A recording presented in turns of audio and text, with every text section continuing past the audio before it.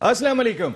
All out में Naseem Rajput metro one news के तमाम नाजरीन से मुखातिब है। इस वक्त नेशनल T20 टूर्नामेंट चल रहा है और सबकी नज़रें वर्ल्ड T20 पर है जो 17 अक्टूबर से इमारात और ओमान में शुरू होने जा रहा है। पाकिस्तान क्रिकेट टीम की तैयारियों को देखते हुए कहीं ना कहीं धचका लग रहा है। एक जानिब तो धचका लगा रहे हैं हमें न्यूजीलैंड और इंग्लैंड क्रिकेट बोर्ड, दूसरी जानिब हमें भी धचका लग रहे हैं कि हमारी अपनी टीम जो सिलेक्ट हुई हुई है वो किस तरह से खेल रही है या उसकी मिडिल ऑर्डर बैटिंग किस तरीके से परफॉर्म कर रही है। सदरन की जानिब से अगर हम देख लेते हैं तो सदरन पंजाब की जानिब से 3 ऐसे मिडिल ऑर्डर बैट्समैन खेल रहे हैं जो वर्ल्ड T20 स्क्वाड का हिस्सा हैं, जिसमें खुशदिल शाह हैं, शुएब मकसूद हैं और आजम खान हैं। 4 में से 3 बैट्समैन एक ही टीम के और तीनों से अब तक उस तरीके से परफॉर्म नहीं हो रहा। आसिफ अली की बात कर लेते हैं, वो भी उस तरह परफॉर्म नहीं कर रहे।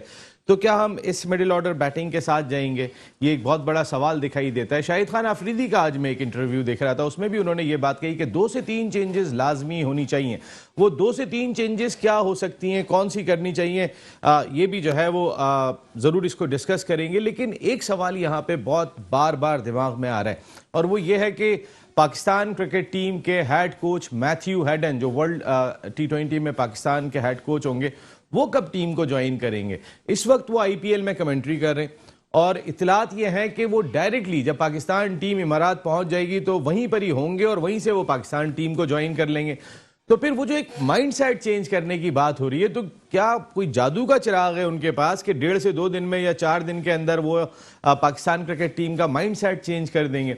शाहिद खान अफरीदी ने यही बात कही कि उन दोनों के होने से, वर्नन फैलेंडर के और मैथ्यू हेडन के होने से कोई फर्क नहीं पड़ेगा। और उनका कहना यह भी था कि मिसबाह-उल हक और वकार यूनुस को इस वक्त टीम नहीं छोड़नी चाहिए थी, उन्हें वर्ल्ड T20 तक कंटिन्यू करना चाहिए था। ये बात तो हम भी कह रहे थे, अगर उन्हें बदलना था तो 1.5 साल पहले ही बदल देते, लेकिन ये कोई बदलने का टाइम नहीं था। और दूसरी चीज़ के हेड कोच ज्वाइन कब कर रहे हैं, तो फिर वो तैयारी क्या कराएंगे? कोई अलादीन का चिराग लेके आ रहे हैं? वाकई वो रगड़ेंगे और खिलाड़ी के दिमाग पे लगाएंगे और उसके बाद जाके वो खेलना शुरू कर देगा।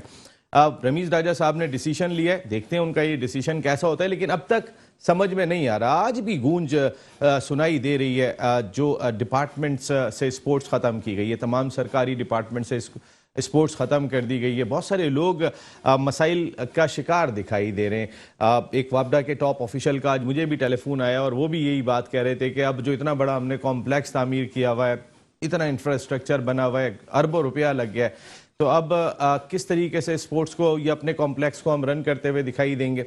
नेशनल बैंक का अपना एक स्पोर्ट्स कॉम्प्लेक्स दिखाई दे रहा है जब वसीम अकरम साहब हेड के फ़राइज़ अंजाम दे रहे हैं। तो फिर अगर ये तमाम चीज़ें बनी करनी थी तो वसीम अकरम साहब को लाने की क्या ज़रूरत थी? ये तो कोई आम आदमी भी चला लेता।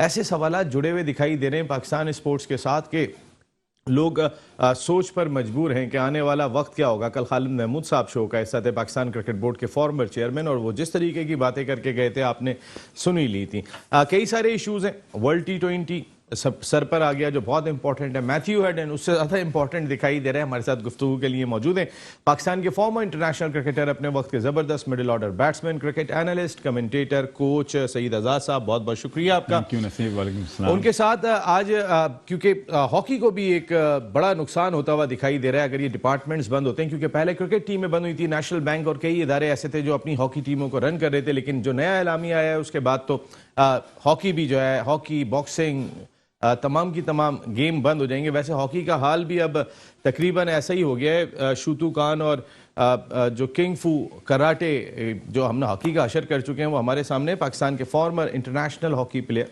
कोच, इसके साथ साथ वर्ल्ड यूथ ओलंपिक्स में भी पाकिस्तान हॉकी टीम के कोच के फ़राइज़ अंजाम दे चुके हैं। इस वक्त भी पाकिस्तान कस्टम्स के साथ कोचिंग की टीम को कोच कर रहे होते हैं। और इस वक्त एक बड़ा tournament hockey club of Pakistan stadium, Abdul Sattar ईदी स्टेडियम में जारी है कि जहां पर पाकिस्तान नेवी तीसरा एडिशन करा रहा है, जहां सारे डिपार्टमेंट्स खेल रहे हैं। और उस टीम के साथ भी एज ए डायरेक्टर जुड़े हुए हैं मोहम्मद अली खान साहब। बहुत बहुत शुक्रिया मोहम्मद अली खान साहब आपकी आमद का। सईद भाई आपसे आगाज़ करूँगा, ये जो मिडिल ऑर्डर बैटिंग है, मैं आता हूँ जरा अली भाई, थोड़ा क्रिकेट भी आपने बहुत खेली है, ज़रा थोड़ी सी बात करें ना। ये जो मिडिल ऑर्डर बैटिंग है ये समझ में नहीं आ रही है। जो हमने मिडिल ऑर्डर बैटिंग को पहले दिन से सवाल उठाए, तो ऐसा लग रहा है कि इस वर्ल्ड T20 में तो उन्होंने और प्रेशर ले लिया है। देखें नसीब, मैं पहले भी, हम लोग तो काफ़ी अरसे से इस पे बात कर रहे हैं कि पाकिस्तान की टीम जो अनाउंस हुई है, मैं नहीं समझता कि इस मेरिट पे अनाउंस की है। और मुझे ऐसा लग रहा है कि जैसे अभी मैं तो ये समझ रहा था कि जैसे रमीज राजा आएंगे तो कुछ ऐसे डिसीजन लेंगे कि जो वाकई क्रिकेट के सर्कल में प्रो पाकिस्तानी, देखिए मैं उनको भी नहीं कहता, उनके बारे में नहीं बोलता, अपने मानी साहब के बारे में ना, ये नसीम खान के बारे में बोलता हूँ। ये इनकी फीलिंग्स वो वाली नहीं है जो पाकिस्तान की हमारे आवाम की फीलिंग्स है। ठीक है, इसमें तो कोई शक की बात नहीं कि ये जो प्लेयर 3-4 लिए टैलेंटेड होंगे, मगर जो इतना बड़ा इवेंट है उसके लिहाज से इनको सोचना चाहिए। खुदा के वास्ते मैं अभी भी ये कह रहा हूं कि अभी भी मैं, आपने तीनों बच्चों को जो नाम लिए मैं देख के आ रहा हूं, वो क्लास नजर ही नहीं आ रही जो आगे इवेंट है। तो इनको ही सोचना चाहिए, अपने सीनियर 2-3 प्लेयर डालने चाहिए। और 4 मिडिल ऑर्डर बैटिंग है। मोहम्मद हफीज वो फूड पॉइजनिंग का शिकार हुए हैं, उनकी फॉर्म भी अब उस तरीके की दिखाई नहीं दे रही है। मगर आपको इनको चेंज करना पड़ेगा। शाहिद अफरीदी ने बिल्कुल सही बोला है, जब तक आप 3-4 लड़के चेंज नहीं करेंगे। मैं बॉलिंग को चलें, बॉलिंग को मैं इसलिए कहता हूं कि बॉलिंग सही है, काफी दिनों से खेल रही है और उसमें 3-4 लड़के बहुत अच्छे हमारे बॉलिंग सेट हुए हैं और वर्ल्ड क्लास होते जा रहे हैं जैसी परफॉर्मेंस। मगर बैटिंग में तो सिर्फ 2 ही बंदों से आप कब आप जीत सकते हैं? आपका फिर जीतने का प्रोग्राम ही नहीं है, आपका तो फिर फॉर्मेलिटीज पूरी करने का प्रोग्राम है कि आप चले जाएं, टीम अनाउंस कर दी, जो आ रहा है डोमिनेट कर रहा है, जो चीफ सिलेक्टर जो कह दिया। ऐसा नहीं है, ना किसी की, ना क्रिकेट में मेरे ख्याल में इतने बड़े बड़े प्लेयर ये बात कह चुके हैं, हर जर्नलिस्ट बोल रहा है पूरी। मैं इस वक्त किसी हर सर्कल में बैठता हूं नसीम, मुझे इन तीनों बच्चों से कोई शिकायत नहीं है, मगर बहुत बड़ा इवेंट है, इस काबिल नहीं है। खुदा के वास्ते वही मोहसिन हसन खान साहब का मुझे सवाल वो याद आया था, आप हमेशा प्रोग्राम में बोलते हैं कि ये क्या मुल्क से नहीं, वो क्या था, वो बड़ा अच्छा अल्फाज बोलते थे मोहसिन भाई, वो don't play with Pakistan, play for Pakistan. ये इस वक्त रमीज राजा भी अगर वही अभी मैं आता हूं अली भाई, आपके पास एक ऐसी शख्सियत ही आ गए, आपने भी पाकिस्तान के लिए खेला, लेकिन ये शख्सियत ऐसी है कि जिन्होंने पाकिस्तान के लिए बहुत परफॉर्म किया। पाकिस्तान की वर्ल्ड T20 में फतह के बड़े इंपॉर्टेंट रोल रहे पाकिस्तान के। वो बॉलर हैं कि जिन्होंने T20 क्रिकेट में भी अपना लोहा मनवाया, टेस्ट क्रिकेट में भी बनवाया, ODI क्रिकेट में भी बनवाया। इस वक्त पाकिस्तान क्रिकेट बोर्ड की क्रिकेट कमेटी के रुकन के फराइज भी अंजाम दे रहे हैं, कोई और नहीं, one and only Umar Gul ने हमें ज्वाइन किया। अस्सलाम वालेकुम उमर गुल साहब। वालेकुम अस्सलाम नसीम भाई, कैसे आप? मैं बिल्कुल ठीक हूँ। उमर, मैं आपसे ये जानना चाहूंगा, पहले तो ये बताएं कि बड़ी आपका गुस्सा दिखने में आया, बलूचिस्तान के असिस्टेंट कोच लगने के आपके तमाम तैयारियां मुकम्मल हो गई थी, उसके बाद राजहंस को लगा दिया गया, खासा गुस्सा देखने में आया उमर का, वरना आप गुस्सा करते कम है। नहीं, गुस्सा आता है, लेकिन बंदा जब नजायज होता है तो फिर ऑब्वियसली हर बंदा फ्रस्ट्रेट होता है, हर बंदा दिल रखता है, लेकिन नॉर्मली मैं तो शो नहीं कर, लेकिन खैर वो मिस अंडरस्टैंडिंग और मिस कम्युनिकेशन की वजह से थोड़ा सा हो गया। टू बी ऑनेस्ट मुझे उस पर नहीं था, कोच लगने पर नहीं था, लेकिन थोड़ी सी मिस कम्युनिकेशन पे मैं फ्रस्ट्रेट हुआ हूँ, क्योंकि जब आप एक कंसर्न बंदे यहाँ पे बैठे हुए हो और आपका जो जॉब होता है, और मैं आपको फ़ोन कर रहा हूँ और मैसेज भी आपको छोड़ रहा हूँ, 3-4 दिन आपको ट्राई कर रहा हूँ और आप रिप्लाई नहीं करे, तो ऑब्वियसली फिर बंदे को गुस्सा भी आता है, फ्रस्ट्रेट भी होता है। लेकिन एंड ऑफ द डे वो चलो वो तो सॉल्व हो गया, सच कोई नहीं था। लेकिन टू बी ऑनेस्ट मुझे जॉब से कोई वो नहीं था, बस मैं तो चाहता हूँ कि एक प्रोसेस के थ्रू इस सिस्टम में आए और क्रिकेट के बेटरमेंट के लिए और अपनी सर्विसेज आगे फॉरवर्ड करें। अब तो रमीज राजा साहब आ गए, हर चीज में बड़ा इंटरेस्ट ले रहे हैं। उमर, उन्होंने कोई राब्ता नहीं किया? उमर गुल क्रिकेट कमेटी के रुकन नाराज हो रहे हैं। हमारी क्रिकेट कमेटी के ऑलरेडी इजलास तो होते नहीं है, सलीम यूसुफ साहब की सरबराही में तो रुकन नाराज भी हो गए थे, तो कुछ राब्ता किया रमीज राजा साहब ने? और जी बिल्कुल, रमीज भाई ने उनकी ग्रेटनेस थी, और आप इसको ग्रेटनेस कह सकते हैं, क्योंकि जब उनको पता चल गया तो उन्होंने खुद मुझे फ़ोन किया और पता किया कि क्या प्रॉब्लम, क्या रीज़न था। तो बस मैंने वही बताया, तो मैंने आपको बताया कि थोड़ी सी कम्युनिकेशन और अनप्रोफेशनलिज्म की वजह से थोड़े से मैं फ्रस्ट्रेट हो गया। तो उन्होंने यकीन दहानी कराई और काफ़ी उन्होंने काफ़ी तफसील में मेरे साथ बात की। तो जिस तरह आपने कहा कि खुद भी क्रिकेटर रहे और क्रिकेटर्स की प्रॉब्लम वो समझ सकता है और काफ़ी एक्टिव है, तो ये है कि कम्युनिकेशन से काफ़ी चीज़ें सॉल्व हो सकती है, काफ़ी प्रॉब्लम सॉल्व हो सकती है। तो काफ़ी डिटेल में बात हुई थी, रमीज भाई ने खुद फोन किया था। अच्छा, खुद बात हो गई थी आपकी। उमर, वैसे ओवरऑल अभी हम बात कर रहे हैं पाकिस्तान टीम जो वर्ल्ड T20 के लिए अनाउंस हुई है, उसकी मिडिल ऑर्डर बैटिंग तो बिल्कुल समझ में नहीं आ रही है। अभी सिदरन पंजाब की जानिब से 2-3 प्लेयर खेल रहे हैं, लेकिन वो तीनों प्लेयर उस तरीके से परफॉर्म नहीं कर पा रहे। मैं शुएब की बात करूं, आजम की बात करूं, आसिफ अली खेल रहे हैं नादरन की जानिब से, उनसे भी परफॉर्मेंस नहीं हो रही, खुशदिल शाह से भी परफॉर्मेंस नहीं हो रही। आप समझते हैं कि कुछ चेंजेस होनी चाहिए टीम में? देखिए अभी टू बी ऑनेस्ट जो टीम अनाउंस होगी हमें तो पहले तो उनको सपोर्ट करना चाहिए, और जहां तक चेंजेस की बात है तो ऑब्वियसली अगर आपको 10 मैचेस मिले और आप परफॉर्म नहीं करते तो जो लड़का परफॉर्म करेगा और जो आपके उसमें है, प्लान में है, पीसीबी के प्लान में है, तो ऑब्वियसली उसको रिप्लेस कर दें। लेकिन मेरे ख्याल से ये प्लेयर्स जो ना इन्होंने ऐसी खामखा अपने ऊपर प्रेशर दिया हुआ है। ऑल दो अभी भी मेरे ख्याल से 3 मैचेस या 7 मैचेस बाकी है और अभी इनके पास स्टिल अभी मौका है कि वो अपने कॉन्फिडेंस को और फॉर्म को वापस बहाल करे और आगे इतना बड़ा इवेंट है तो मेरे ख्याल से दुआ तो यही कि अल्लाह करे कि जो भी लड़के सेलेक्ट हुए वो परफॉर्म करे, क्योंकि end of the day Pakistan के लिए सबने खेलना है। और दुआ यही है कि जाए अच्छे हाई मोरल के साथ जाए, अच्छे नोट पे यहाँ पे ये डोमेस्टिक जो टूर्नामेंट है इसको फिनिश करे, यहाँ पे परफॉर्म करे, अपने फॉर्म वापस ले आए और फिर एक अच्छे मेरे ख्याल से सब प्लेयर के लिए बड़ी अच्छी अपॉर्चुनिटी है कि यहाँ पे बिफोर द वर्ल्ड के भी अच्छी प्रिपरेशन हो सकती है यहाँ पे। लेकिन यहाँ पर प्रिपरेशन उस तरीके की दिखाई नहीं दे रही है। ऐसा लग रहा है कि उमर प्रेशर ले लिया है लड़कों ने कि उन्होंने जाके वर्ल्ड टी20 खेलना है, वर्ल्ड टी20 खेलना है, और उससे पहले ये प्रेशर एक दिखाई दे रहा है। सईद आजाद भाई आपसे कोई बात करने कह रहे हैं जी। उमर सलाम अलैकुम। वालेकुम सलाम। सही भाई कैसे? अल्हम्दुलिल्लाह। उमर मैं सिर्फ एक बैठे हुए हैं, बात क्रिकेट की हो रही है, मैं पूछना चाह रहा हूँ अगर ये 3 मैचों में परफॉर्म नहीं करेंगे तो क्या सिलेक्शन कमेटी इन पे नजरसानी करेगी क्या? सही भाई अभी तो 3 मैच हुए, आगे इंशाल्लाह 7 नहीं मैं इसलिए कह रहा हूं कि तुमने बात बहुत अच्छी की है, इसको मैं कंटिन्यू करूंगा। इनको कॉन्फिडेंस देना चाहिए और इनको कंटिन्यू करना चाहिए, मगर मैं ये कह रहा हूं अगर इसकी परफॉर्मेंस पे वर्ल्ड कप पहले उन्होंने टीम इस नजरिए से की है कि परफॉर्मेंस देंगे तो इनको तो इनकी परफॉर्मेंस नहीं देखनी चाहिए, इनको तो इतना कॉन्फिडेंस इन बच्चों में होना चाहिए, यही जितवा के लाएंगे। जी उमर। नहीं बिल्कुल सही भाई, मैं आपकी बात से एग्री कर रहा हूँ। ऑब्वियसली आपके पास 10 मैचेस है, अगर आपके पहले 3 मैचेस खराब भी जाते हैं स्टिल आपके पास चांस है, लेकिन अगर आप नहीं करते परफॉर्म तो ऑब्वियसली दूसरा प्लेयर होगा जो पाकिस्तान के लिए खेलना चाहते हैं, पाकिस्तान के प्लेयर्स है, तो नो डाउट कि अभी आईसीसी का जो लास्ट डेट है 10 अक्टूबर, तो आप चेंजेस कर सकते हो उसमें। तो फिर ये है कि ना सिलेक्शन कमेटी की कोई वो होगी ज्यादती करेगी, आप किसी प्लेयर के साथ किसी को ड्रॉप करते या दूसरे को डालते, तो मेरे ख्याल से हर प्लेयर को एहसास होगा और प्रेशर लेने की कोई बात नहीं है। एक अच्छी इनिंग्स आप खेलो, आप वापस मैच में आ जाओगे, वापस फॉर्म में आ जाओगे, सब कॉन्फिडेंस की बात है। तो आप प्रोसेस पे बिलीव करें, रिजल्ट को छोड़ दे। अगर आपका प्रोसेस अच्छा है टुवर्ड द मैच, आपकी बिफोर द मैच आपकी जो प्रोसेस है, आपकी तैयारी है वो अच्छी है, तो आप रिजल्ट की फिक्र ना करें। End of the day perform होना ना होना वो अलग बात है, लेकिन आपका प्रोसेस सही होना चाहिए। प्रोसेस सही होना चाहिए। प्रोसेस में क्रिकेट कमेटी शामिल है। वैसे तो जाहिर है आप जब कोई टूर खत्म होता है तो उसके बाद आप बुलाते हैं और उसके बाद आप पूछते हैं कि भाई ये जो रिजल्ट था ये कैसा था। इस मौके पे शाहिद खान आफरीदी का आज एक स्टेटमेंट में देख रहा था जिसमें उन्होंने बात कही कि इस मौके पर मिसबाह उल हक और वकार यूनुस को टीम नहीं छोड़नी चाहिए थी, और मैथ्यू एडन और वर्नन फेलेंडर इस थोड़े से वक्त में कुछ नहीं कर सकते।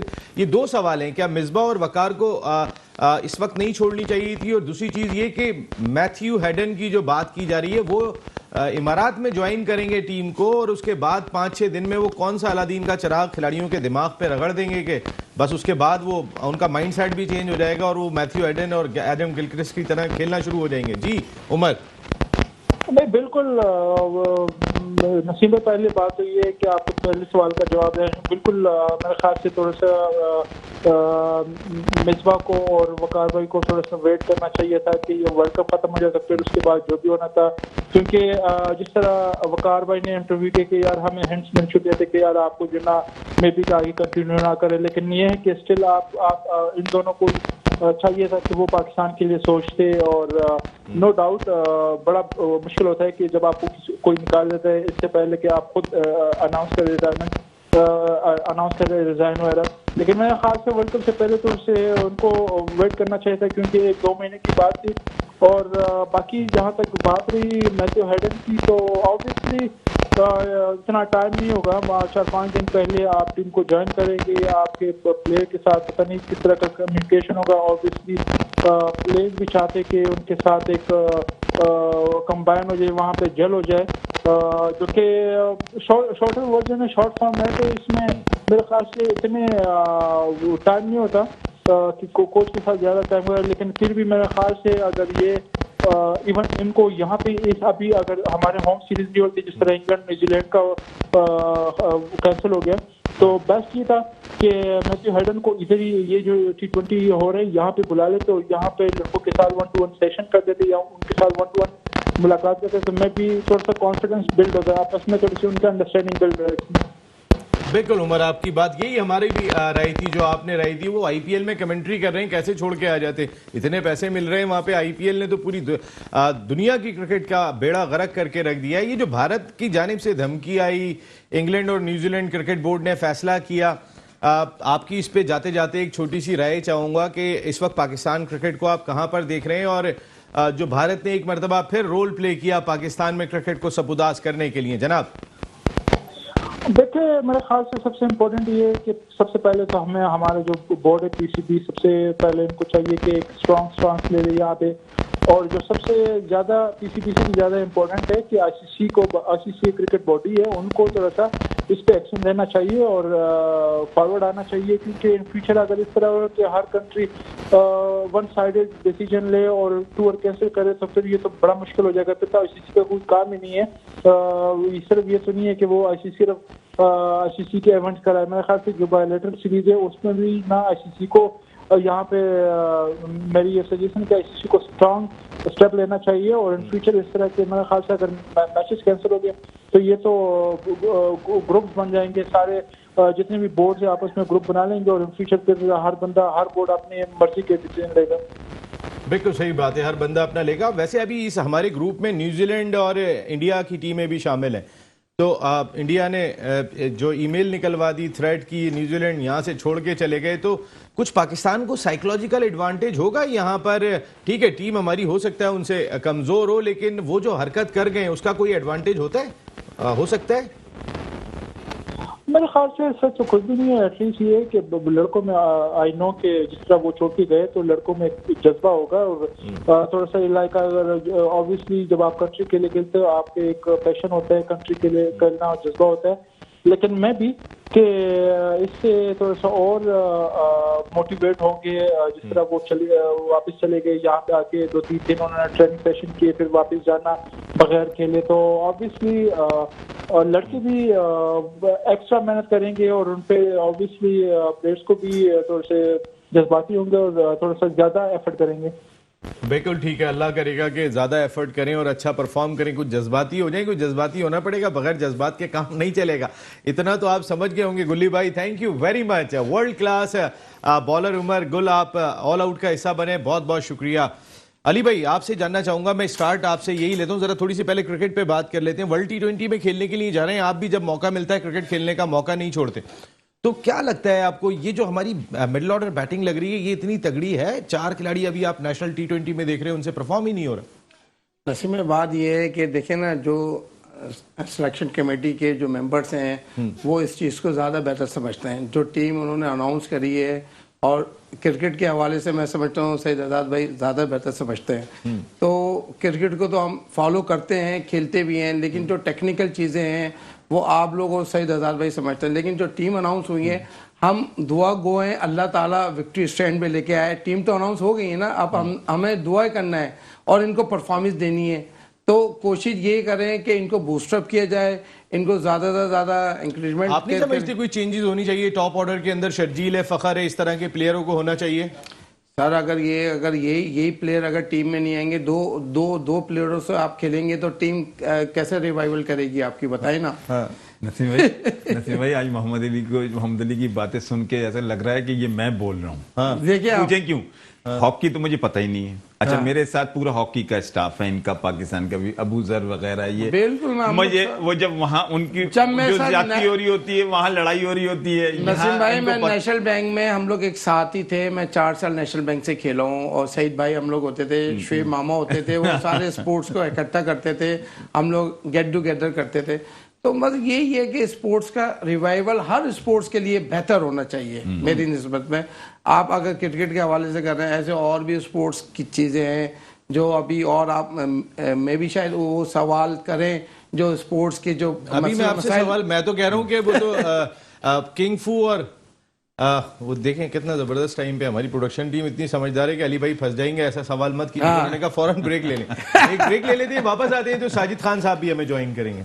ऑल आउट में एक मरतबा फिर आपको खुशामदीद कहते हैं। पाकिस्तान क्रिकेट टीम को वर्ल्ड T20 में ऑल आउट जाना होगा और जिस तरीके का हम टैलेंट अपने पास देख रहे हैं, अब वाकई में किसको खिलाएं किसको ना खिलाएं, बहुत सारे मसाइल दिखाई दे रहे हैं। फ़खर जमान की हम इतनी बात करते हैं, फ़खर जमान से परफॉर्म नहीं हो रहा, आज उनकी टीम ने उन्हें ड्रॉप कर दिया। तो ऐसे बहुत सारी चीज़ें, शर्जील खान की बात कर रहे हैं, पिछली इनिंग में वो एक निक में दिखाई दिए। सरफराज ने आके कल मैच विनिंग नॉक खेल के मैच फिनिश किया जो हमने देखा।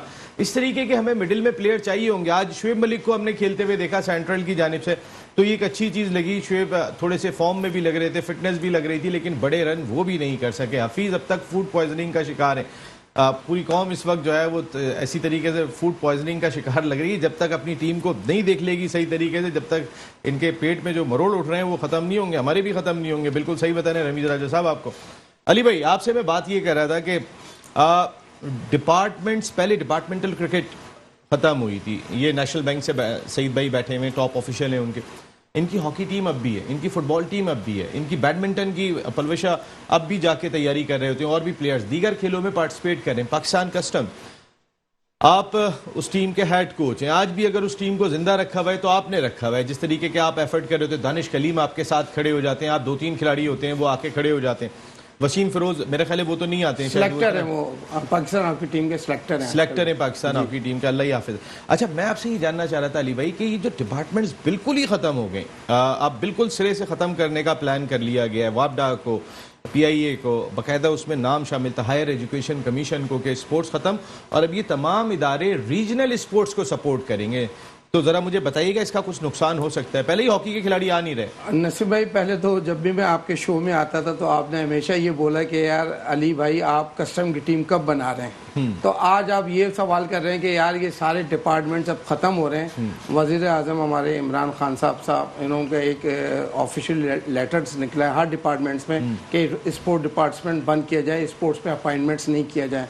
आप मुझे ये बताएं कि एक कल्चर जो हमारे पाकिस्तान में चल रहा होता है वो कैसे यूरोप के साथ आप कंसल्ट करेंगे? देखिए, यूरोप में आपको लीग खेलनी होती है, काउंट्रीज खेलनी होती है, उनके बड़े बड़े स्पॉन्सर होते हैं।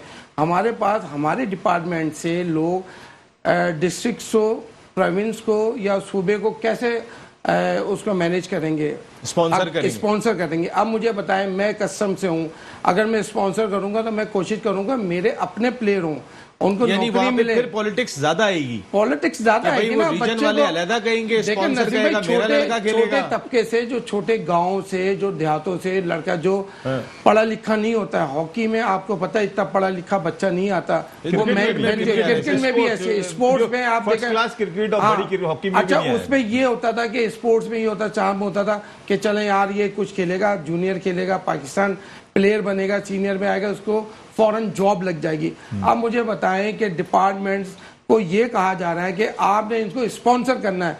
अब वो बच्चा अल्लाह ना करे कल को अनफिट हो जाता है तो वो डिपार्टमेंट्स के लिए तो नहीं है ना। वो अगर वो डिपार्टमेंट की टीमें आप खत्म कर देते हो और डिपार्टमेंट उसकी केयर करता है उसको फील्ड, खुदा ना खासा वो इंजर्ड हो जाता है तो उसको फील्ड में भेज देता है, उसको ऑफिस वर्क करता है, उसको कोई मतलब ऐसी ट्रेनिंग कराता है तो वो उसकी सेफ, उसकी जो जॉब है उसकी सेफ हो जाती है, उसके बच्चों का रोजगार प्रॉपर रहता है। अब ऐसे सेंट्रल कॉन्ट्रैक्ट पे या आप डिस्ट्रिक्ट लेवल पे या प्रोविंस लेवल पे अगर काम करेंगे तो ये कैसे चलेगा? ये इमरान खान साहब को सोचना चाहिए कि आप यूरोपियन से हटके, ये पाकिस्तान है, इसका कल्चर अलग है और यूरोपियन का कल्चर अलग है। खुदा रहा है इसको थोड़ा नजर अली भाई, सोचने समझने का टाइम गुजर चुका है, नोटिफिकेशन आ चुका है, अल्लाह करे कि कुछ इस पे काम हो जाए। इस वक्त ह्यूस्टन अमेरिका से हमें ज्वाइन कर चुके हैं farmer first class cricketer, show की जान, साजिद खान। अस्सलाम वालेकुम साजिद भाई। वालेकुम सलाम नसीम भाई, आपको, ग्रेट सईद आजाद को, ग्रेट मोहम्मद अली को बहुत बहुत सलाम। आपने बहुत प्यारा सवाल किया हॉकी कौमी खेल तबाह हो गई। जो नया हेल्थ सेलेक्टर वसीम फिरोज जो यकीनी तौर पर हॉकी को डैमेज कर दिया, उस सेलेक्टरों को तो हॉकी कहाँ से तरक्की करेगी। और मोहम्मद अली जिस तरह बात कर रहे हैं कौमी खेल हॉकी के हवाले से, और कस्टम को तो उनको क्रेडिट मैं देता हूँ, सही रिजात को देता हूँ, नेशनल बैंक में इन्होंने स्पोर्ट्स को जिंदा रखा, मगर जिस तरह सिफारिशी वसीम फिरोज जैसे लोग सिफारिश में कस्टम में हो जाए, हॉकी को तबाह कर दें, ये चीजें तो यकीनी तौर पर होनी थी। भारत आपके लिए हमारे लिए फिरोज ने हॉकी तो टॉप क्लास खेली है। वर्ल्ड कप के बाद साजिद खान साहब, वसीम फिरोज ने हॉकी तो तगड़ी हॉकी खेली है। कहाँ से खेली यार नसीम भाई, आपने जो हॉकी भी है वो, देखी है? लेकिन हॉकी हॉकी सलीमुल्लाह तो तगड़ी खेली है। हनीफ खान, हसन सरदार, ये लोग हॉकी प्लेयर थे। वसीम फिरोज हॉकी प्लेयर था? क्या आप बात कर रहे हैं यार, आप सिंगर खुदा थे का वो। खौफ करें। वसीम फिरोज पाकिस्तान हाँ। की हॉकी को तबाह करने वाला वो सितारा है जिसकी जितनी भी डैमेज करे कम है। सितारा भी और दूसरा तबाह भी मुद्दा कर ये है दिया। नसीम बात, साजिद भाई, सितारा नसीम कैसा भाई, होता है जो तबाह कर दे? तो सबसे बात करते हैं नसीम भाई। दूसरी चीज ये है, मेरे पास ताज़ा तरीन खबर ये है, पाकिस्तान के वर्ल्ड कप के बाद इंग्लैंड की टीम पाकिस्तान आएगी, इनको मुंह की खानी पड़ गई। यकीनी तौर पर जिस तरह दबाव पूरे पाकिस्तान के लिए जितना फॉरेन प्लेयरों ने दिया, तो ये अच्छी खबर जो अब तक की मेरे पास जराए है, इंग्लैंड की टीम यकीनी तौर पर वर्ल्ड कप के बाद पाकिस्तान आएगी, क्योंकि रबड़ स्टैम्प मोहम्मद वसीम ने जिस तरह वसीम खान ने पाकिस्तान टीम को लेके गया, 3 स्टार होटल में ठहराया, खिलाड़ी को टीवी नहीं होता था, फिर भी हमने इंग्लैंड को सपोर्ट किया। पाकिस्तान के प्राइम मिनिस्टर और इंग्लैंड के प्राइम मिनिस्टर दोस्त हैं। आज यकीनी तौर पर मेरे पास बड़ी अफसोस से ये पता चला है, इंग्लैंड की टीम वर्ल्ड 20 कप के बाद पाकिस्तान जाने का दौरा का मंसूबा बना रही। ये चीज तो अच्छी है, इंग्लैंड को मुंह की खानी पड़ गई। भाई, नवंबर दिसंबर में एशेज सीरीज है और इंग्लैंड की टीम ने ऑस्ट्रेलिया एशेज खेलने के लिए जाना है। आप क्या समझते हैं कि वो वर्ल्ड T20 के बाद एशेज जो उनके लिए जीना मरने वाली बात है, तो वो कैसे आएंगे? वो हो सकता है आने वाले वक्त में आगे आ जाए, लेकिन वर्ल्ड T20 के फौरन बाद नहीं आ सकते। नवंबर में खत्म हो रहा है वर्ल्ड T20 और नवंबर में टीम जा रही है ऑस्ट्रेलिया, इंग्लैंड की टीम एशेज खेलने। देखिए नसीम भाई, अब जो इंग्लैंड ने हरकत की, एशेज खेले, पैसेज खेले, उनको मुंह की खानी पड़ेगी हर मैदान पे। जो उन्होंने क्रिकेट के साथ खिलाड़ खेला और जो क्रिकेट साजिद भाई, अभी पहले देखिए, अभी आपकी ब्रेकिंग न्यूज से ज्यादा मुझे पहले ये जानना है साजिद भाई, ये आपके middle order batting world T20 में भी, ये नेशनल T20 में भी परफॉर्म नहीं कर रही, ये वर्ल्ड T20 में कैसे परफॉर्म करेगी? और दूसरी चीज ये कि मैथ्यू हेडन वो लास्ट में जाके टीम ज्वाइन कर रहे हैं, बिल्कुल जब सर पे होगा, इमारात में मौजूद होंगे, टीम इमारात जब पहुंचेगी वहां वो शमूलियत इख्तियार करेंगे। जी साजिद भाई। हेलो साजिद भाई, आपको आवाज आ रही है? साजिद भाई, आप मुझे सुन रहे हैं? साजिद भाई को फिर मिले जी, यही मेरा आपसे सवाल है सर। भाई, मैं अभी आपने अली से सवाल किया था, वो आज का जवाब मैं देता हूँ। बेसिकली ये देखें, एक्सपेरिमेंट तो कर चुके हैं ये डोमेस्टिक डिपार्टमेंट क्रिकेट की बंद करके, क्रिकेट की टीम के इन 3 सालों में कोई प्लेयर नहीं आया। तो यही हॉकी का असर होगा। अब ये प्लेयर खत्म हो जाएंगे, बिल्कुल छोटे छोटे शहरों से जो प्लेयर आते थे, जो ऐसे प्लेयर देखें जो लोअर क्लास फैमिली से 99%, आपको मैं सिर्फ कराची का एक बता देता हूँ, कराची में से अभी भी प्लेयर आता है उर्दू स्कूल से। और कौन से? लाडी से आता है, पीले स्कूल से, लाडी से आता है, और लालू खेत से आ रहा है, ये आ रहा है। डिफेंस का कोई नहीं खेल पाता। और ये जो अभी भी मैं अपनी मिसाल, आपकी बात बिल्कुल ठीक है। मैंने एक इंटर स्कूल टूर्नामेंट कवर कर रहा था, औरंगी टाउन की एक एनजीओ का स्कूल है, उन्होंने जो क्रिकेट खेली है, अब ये भूल जाए मुकाबला देखिए, अभी आपको अली एक मिनट, अभी आपको ये इतना ये पिछले 5-6 साल में, 8 साल में, ये आमिर कहां से निकल के आया, इरफान कहां से निकल के आया, ये पठान बच्चे जो कराची के मेहनत करके आते हैं, ये सिर्फ काम मारते हैं कराची के लड़कों को। जो बच्चे पठान आते हैं वो बच्चे मर जाते हैं जो O लेवल के होते हैं, ठीक है। और जो गवर्नमेंट स्कूल के होते हैं, जो हार्ड वर्कर होते हैं, जो फुल जो भी मेहनत करेगा वो ऊपर आएगा। गरीब बच्चा मेहनत बहुत करता है, उसको और उसकी नौकरियां खत्म कर दी इन्होंने, क्रिकेट ही खत्म कर दी खान साहब ने। अब तो मुझे समझ में नहीं आ रहा खान साहब को किसी बच्चे की माँ की बदुआ ही लगेगी अब तो मुझे ऐसा। इस तरह से नौकरी बेरोजगारी बड़ा देने तो नहीं है। आपको तो मुझसे ज्यादा पता होगा, नसीम रूल क्रिकेटर। सईद भाई की बात को सेकंड करता हूँ। लेजेंड हनीफ खान आप ये बताएं कि मैट्रिक होने पे ज़ियाउल हक साहब ने उनको पीओ प्रिवेंटिव ऑफिसर लिया कस्टम में।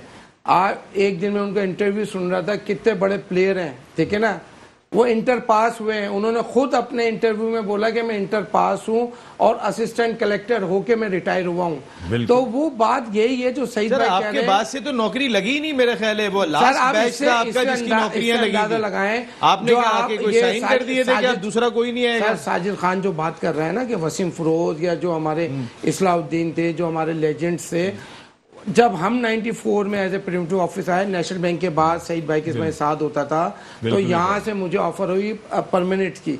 मैं एज ए प्रिवेंटिव ऑफिसर आया, मेरे साथ दानिश कलीम भी आए।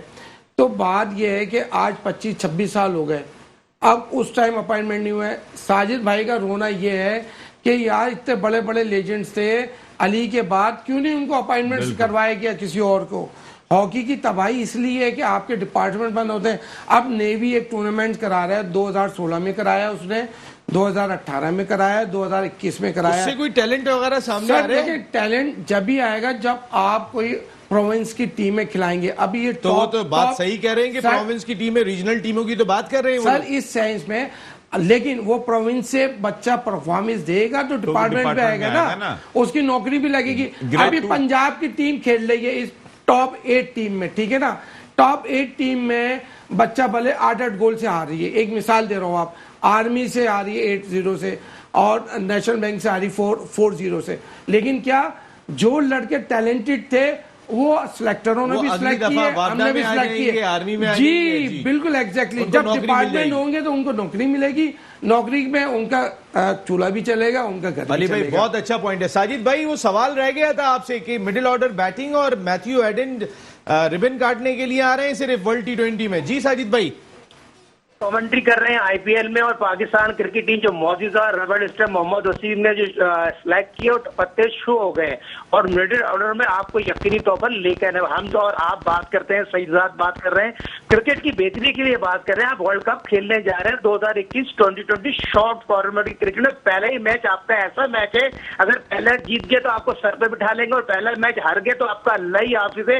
मगर इस तरह की मिडिल ऑर्डर पे आप टीम सेलेक्ट करेंगे। शोएब मलिक की बात करूं, सरफराज की बात करूं, ये ऐसे प्लेयर थे इनको लेके चलना चाहिए, मगर बड़े अफसोस से कहना पड़ेगा अब भी आपके पास चांस है। जो यकीनी तौर पर पाकिस्तान क्रिकेट टीम को टीम चेंज करनी पड़ेगी। जो पाकिस्तान नेशनल 2020 हो रहा है तो यकीनी तौर पर उसमें जो टीम इनाउंस की उनकी जो कारकर्दगी है, उन खिलाड़ियों की तो 0/0 है जो टीम में इनाउंस। बिल्कुल आपका ये पॉइंट आ गया साजिद भाई, आपका पॉइंट ये तो आ गया। जरा कल पाकिस्तान सुपर लीग फ्रेंचाइजर्स का बहुत ही इंपॉर्टेंट इजलास होने जा रहा है।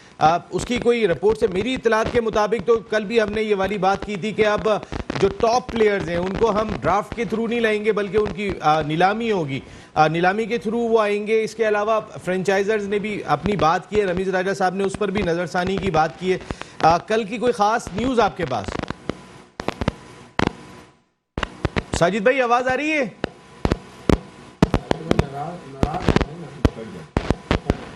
साजिद भाई आप नहीं सुन पा रहे हमें?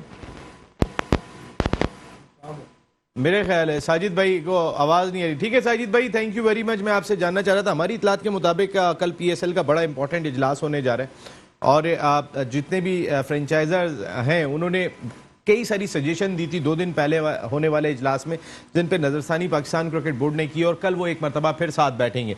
ये अच्छा है कि माजी में इजलास ही नहीं होते थे, एहसान मानी साहब के दौर में फ्रेंचाइजर से इतनी बात नहीं होती थी, यहाँ 4 दिन में दूसरा इजलास। इसका मकसद है सुना जा रहा है उन्हें। मैं समझता हूँ कि रमीज इसी तरह से ही सबको अपने करीब लेके आएगा और फीलिंग्स अपनी भी। देखिए ना उमर गुल गुस्से हुए थे, खुद कॉल की रमीज ना, ये रमीज देखिए स्पोर्ट्समैन है और वो वैसे आपको बताऊं, अभी मैं लास्ट ईयर की बात है, हमारे ग्राउंड उसका विजिट हुआ था तो मैंने ये देखा था कि वो उसमें जेंटलमैन आदमी है और वो करेगा काम, इन्वॉल्व होगा, उसके पास टाइम है, वो आया है कुछ काम करने के लिए। अब ये है कि पहला काम तो इस टीम पे कर लें जो वर्ल्ड T20 की टीम है। अच्छा नसीम, मैंने इस टीम के बारे में मैं आपको बताना भूल गया, मैंने अभी ये टीम बनाई थी तो मैं ये देख रहा था, ये 3 लड़के हैं तो पीछे टैलेंटेड, देखें आसिफ भी अब वो अच्छा है लड़का, सुहेब, खुशदिल, आसिफ, ये आजम हो गया, ये हो गया, मगर ये तीनों खेलेंगे नहीं, ये इसमें से 2 खेलेंगे, 1 खेलेगा, हो सकता है तो आजम को तो चांस भी ना मिले, मगर ये कि सईद भाई इस पे हम दोबारा बात करेंगे, वरना हो सकता है मुझे यहाँ बैठने का चांस ना मिले। बता रहे हैं कि हेडलाइन का टाइम हो गया। Thank you very much Saeed भाई, बहुत बहुत शुक्रिया। अली भाई थैंक यू वेरी मच, आपकी भी आमद का बहुत बहुत शुक्रिया। And thank you very much Shahid Khan साहब। कल जो पाकिस्तान सुपर लीग का इजलास होने जा रहा है, बैठ के तमाम ओनर्स और पाकिस्तान क्रिकेट बोर्ड के हुक्काम इस प्रोडक्ट को बचाएं।